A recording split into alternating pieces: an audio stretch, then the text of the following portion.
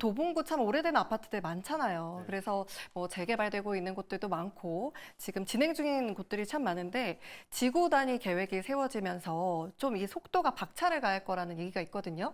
어떻게 바라보시나요? 네, 우리가 이 창동역 세권을 이해하려면 서울의 약간 그 도시 계획도 조금 이해를 해야 돼요. 특히나 이 창동역 세권에 있는 우리한테 익숙한 이름, 주공 아파트 단지들 많이 있거든요. 창동역 세권에 이 아파트들은요, 80년대 후반에서 90년대에 이 택지개발지구로 지정을 해서 아파트를 조성한 곳이거든요.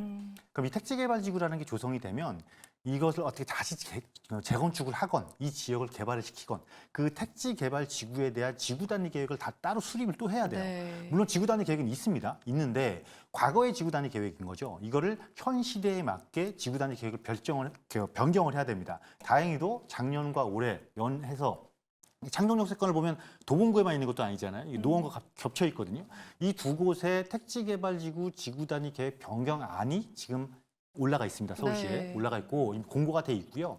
이런 내용들을 자세히 살펴볼 필요가 있습니다. 그럼 이 자세히 속을 들여다보면 그 내용은 뭐냐면 이 지역을 앞서 우리 그 소장님이 말씀하신 것처럼 업무지구도 조성을 하지만 노후화된 이 주택을 어떻게 개발시킬 것이냐에 대한 세부적인 내용도 담겨 있어요. 그런데 여기서 이런 게 있습니다. 이 지역이 제가 앞서 서울의 도시 계획을 좀 아셔야 된다고 그랬잖아요. 이 지역이. 네. 과거에 조성할 때요. 여기는 그 서울 도심 한복판을 개발하기 위해서 사실 이주단지 성격도 띄고 있었던 곳이에요. 그렇다 보니까 우리가 가서 보시면 아실 거예요.